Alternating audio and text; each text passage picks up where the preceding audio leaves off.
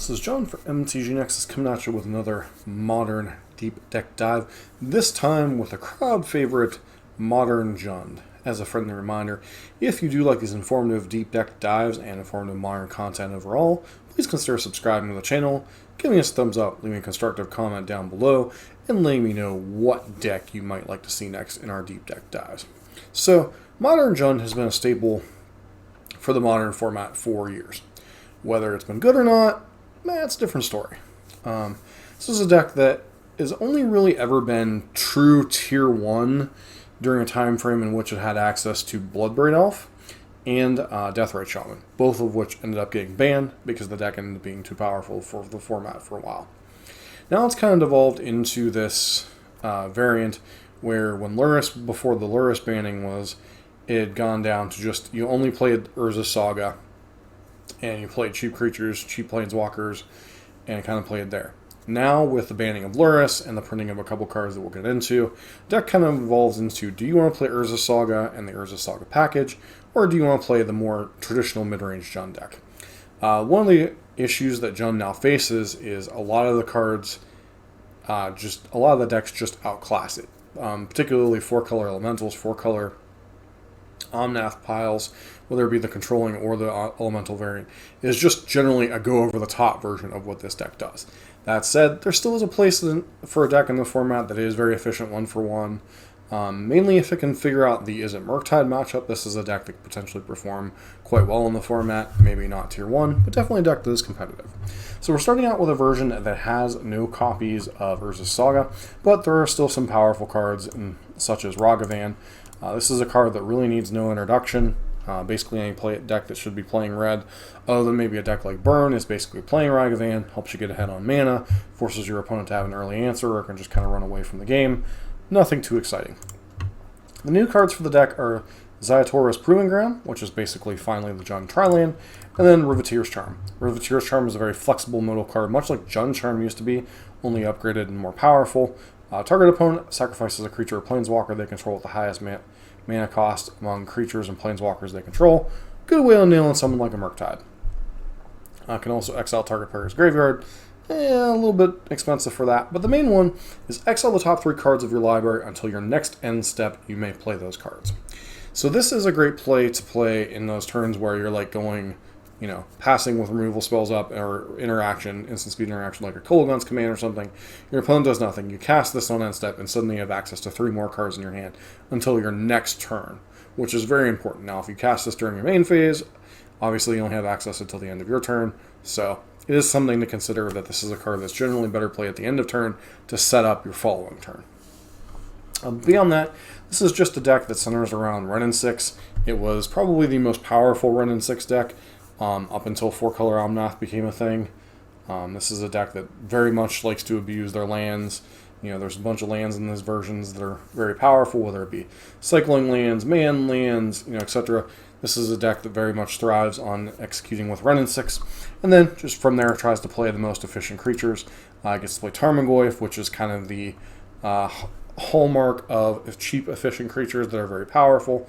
Obviously a little bit of weak to graveyard hate, but still very powerful. 1 in a green that can often come down as a 3/4, 4/5, 5/6, etc. And it can be very threatening, pressure your opponent, keep your life total safe against other aggressive decks.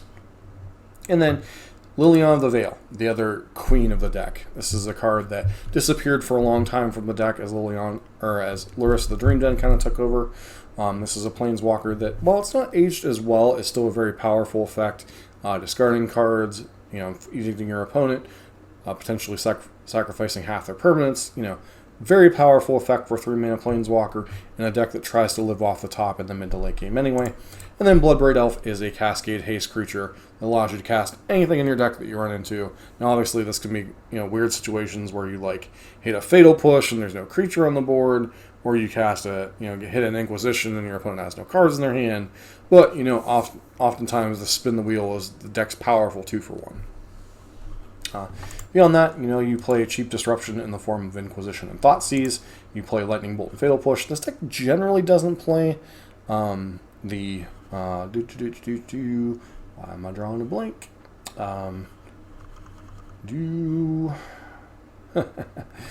for Murktide. the 2-mana. I should really know this card by now. But it does not play the most efficient red removal spell in the format because it oftentimes doesn't get the necessary thing for Unholy Heat. You would think after playing against Murktide tonight that I would know Unholy Heat. Well, this deck doesn't generally play, it instead chooses to go with Fatal Push and Lightning Bolt. Obviously, with all the fetch lanes, it can usually trigger Revolt with Fatal Push, so that's very good overall. Torak, this is another 2-mana threat that can be very threatening and can also be very good against blue-white control or the 4-color elementals, as a lot of their removal happens to be white-based, other than Fury usually, but like, you know, their Solitudes, their Omnas, their, you know, most of their good cards against you, Prismatic and a March of Otherworldly Light, you know, they do have Bolts and Unholy Heats in some numbers usually in their deck. Well, this is a card that, you know, can come down for be a 2/1 on turn 2, or can come down on turn 4, force your opponent to discard some spells. You know, Seasoned Pyromancer, another card, just kind of gets into this, you know, continuing to churn through your deck, helps kind of the wrong half problem that this deck can often have. Chris the Hunger Tide, another powerful planeswalker this deck has access to. Kroxa, just another value play you can play out of your graveyard, forcing your opponent to discard cards. It's a powerful 6/6 on turn 4 sometimes, forcing your opponent to deal with this. You know, so you do get some synergies out of your graveyard, although you're not truly a graveyard-based deck. Terminate, you know, helps with your spread of removal spells, particularly against Murktide, where some of your other removal spells may not hit. And then Cleus Trader Get, very powerful 4-drop that's very good against any type of creature decks. Any type of graveyard shenanigans, you know, can be okay against things like Living In and stuff if you're able to pair it with some removal and get ahead. Although oftentimes this is more for creature-based matchups like Burn, which has historically been a struggle for Jund because of its 3-color mana base. The rest of the deck, you know, you're playing some basics. You're playing a basic Swamp, Forest, and Mountain. You're playing a Den of the Bugbear as your chosen main land in this version. You used to play Raging Ravine or Treetop Village was the go-to. And then one copy of Beseju, you're playing green, why not? Gives you an out against random things like Tron and stuff, you know, buying you some time in those matchups and stuff that can randomly be things. And it's always nice to have get some value out of your lands. Collective Brutality, pretty good against any type of combo deck, Burn, etc. Necromentia is a very important card against any type of deck that relies on one card. So against Amulet Titan, name Primeval Titan. Against Tron, hopefully nail one of their Tron lands before they can assemble all 3 Tron lands in play. It's basically very good against any matchup where the deck is reliant on one key card. So basically any combo deck, basically any deck that is reliant on one key thing. You could bring it in a mid-range matchup against a deck like Omnath, but you know that deck has so many different things to name. It's really only particularly good against the big mana decks and against decks that are a combo deck of some kind, which there aren't truly that many true combo decks in the format that you really want to bring this in against. Colossus, obviously Hammer Time, not a deck you want to bring this in against, but like decks, the big mana decks basically, Amulet Titan, Troll, etc. Ashiok is okay against the graveyard-based decks. It's a little bit slow against Living In, a little bit slow against any type of like Reanimator stuff, but it is a supplemental graveyard hate. This often is very good against decks like Amulet Titan, 4-color control. Decks that are very reliant on their fetch lands, especially in the mid to late game, where they want to outvalue you. You know, this is a card that can be very problematic for them to deal with, you know, as they're oftentimes have things like Beseju and stuff to answer, you know, like a permanent-based thing like Blood Moon or something, or have ways to kill creatures. But Planeswalker that if they can't get a board presence and attack it down, can oftentimes give them a lot of fits. So it's kind of a slow graveyard hate piece, kind of a, you know, good against a lot of the like random decks that can go over the top of it. Endurance, obviously very good against any type of graveyard-based shenanigans, whether it be a deck like Murktide, whether it be a deck like Living In, etc. Force of Vigor when you need some type of out to Hammer Time, etc. Or any type of deck that goes over the top with any type of artifacts. You know, the Asmo decks maybe you bring this in against Tron and such. You know, just another card that is flexible for what it does and is very powerful in the situations like it. Culling Ritual, very good against anything with cheap permanents, whether it be, you know, Hammer Time decks, Asmo decks, Urza Saga decks, etc. Very good in those situations. It's okay against Burn, a little bit slow. Livia Voldaren, Blast from the Past, very good against creature decks if it lives. That said, it's a 3/3, so it's kind of debatable how good this is, but this is one of those cards that if you untap with it and a lot of mana, you're going to win the game.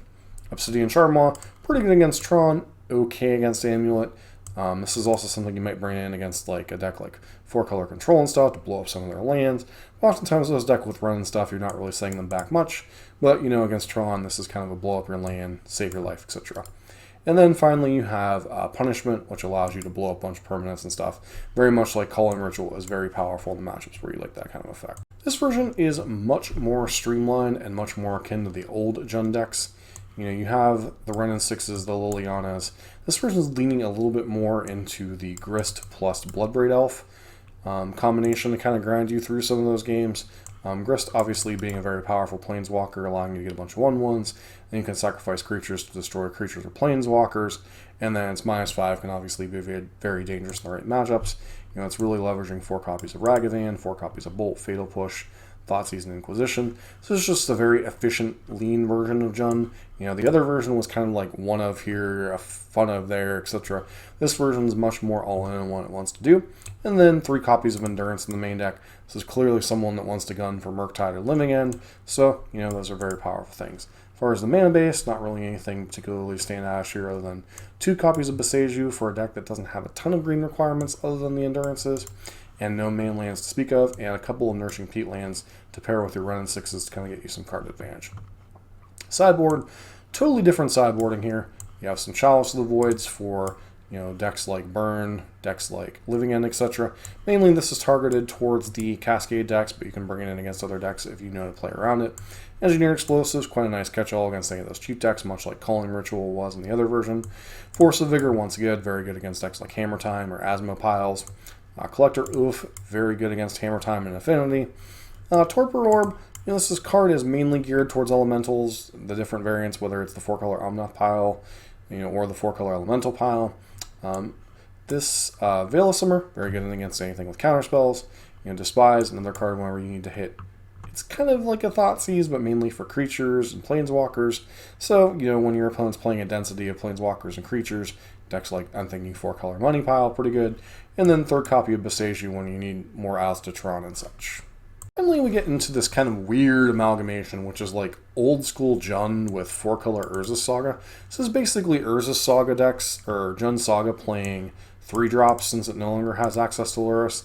You know, it gets to play Seasoned Pyromancer to cycle through dead draws, gets to play Liliana to pressure your opponent's hand and creatures, a couple copies of Riveteer's Charm, but overall, the big call out to this deck is the 4 copies of Urza Saga, which obviously this is a very powerful card that we haven't run across a lot of decks so far in our coverage that we've played.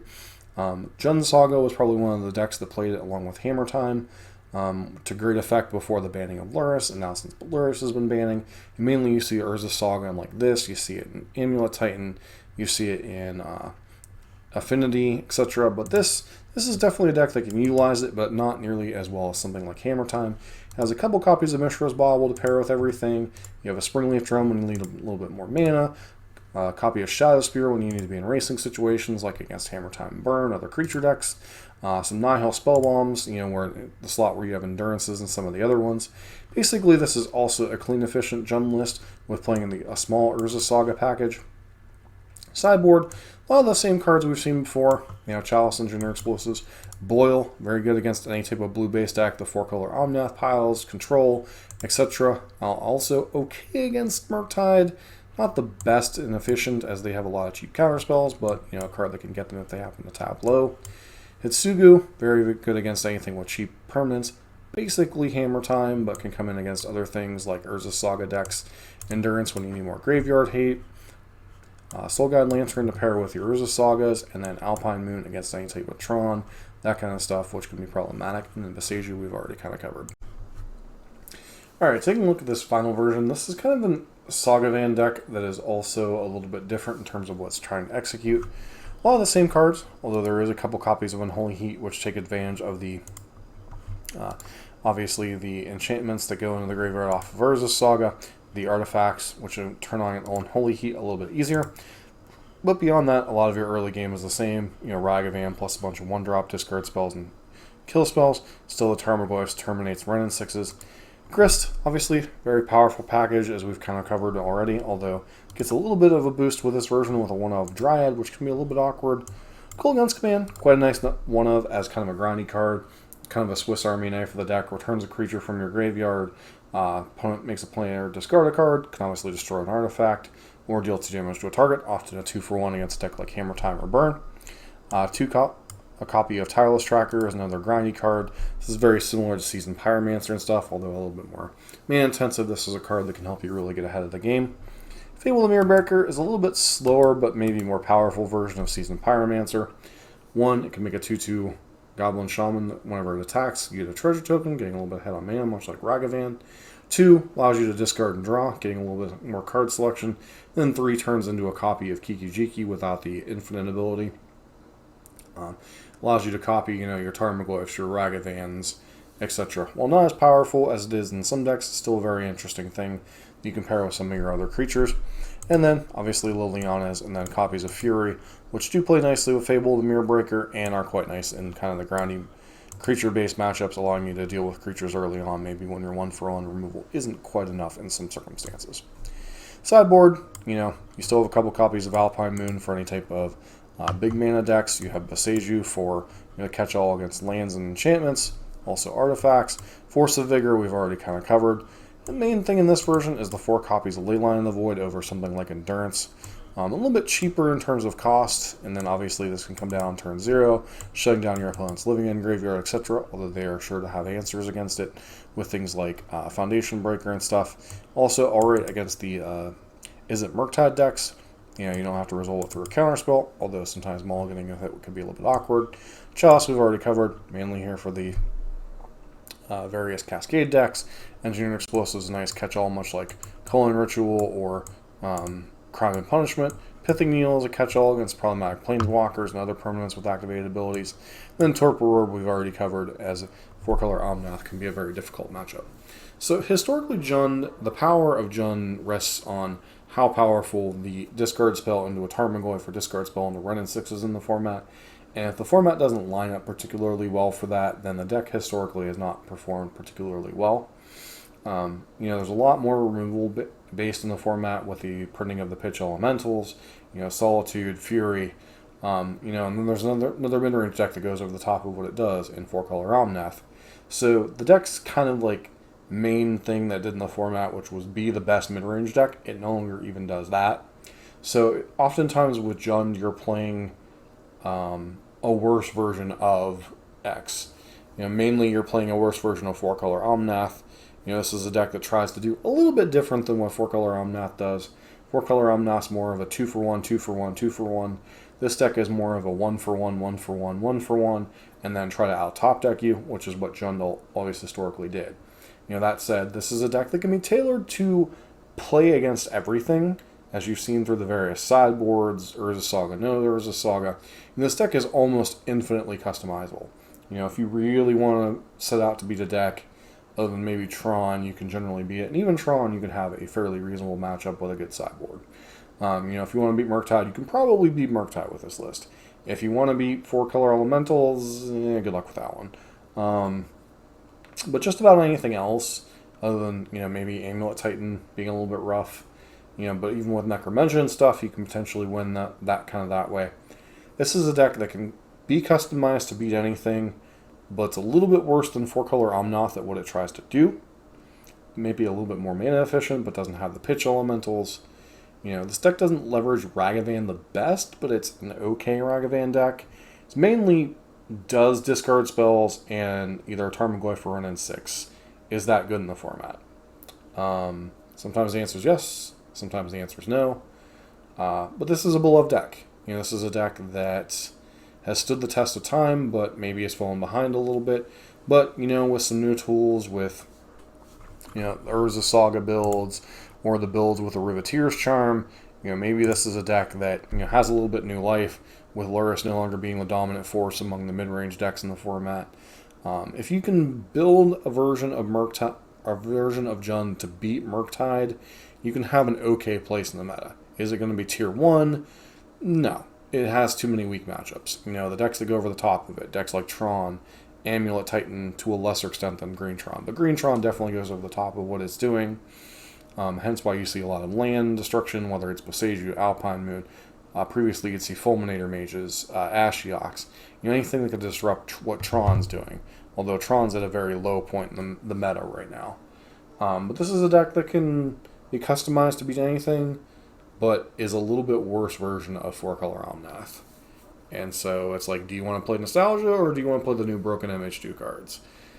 A lot of that comes down to what you want to do with the deck. As far as like beating the deck, there is no one card that beats this deck. That's the one thing like Jund, like much like 4-color Omnath, there's no one card that beats this deck. It's just a pile of good cards. You can go under it. Decks like Burn have historically been a difficult matchup. And once again, they want to beat Burn. They can, but you often have to give up, sideboard slots and stuff that could be devoted towards other matchups. This is a deck that's very good. Like I said, when the Thoughtseize Inquisition into stuff is good. And then, following it up with powerful 3-mana plays. Sometimes 4 mana, although you don't see too many Bloodbraid Elves and such. Urza Saga gives the deck a little bit of a twist, although it's not the best Urza Saga deck. But, it's a deck with Wrenn and 6. You can Wrenn with Token Beatdown, so it does give the deck another axis if you choose to go the Urza Saga. Makes your mana a little bit worse in terms of your color considerations, but, overall it does add a power element to the deck.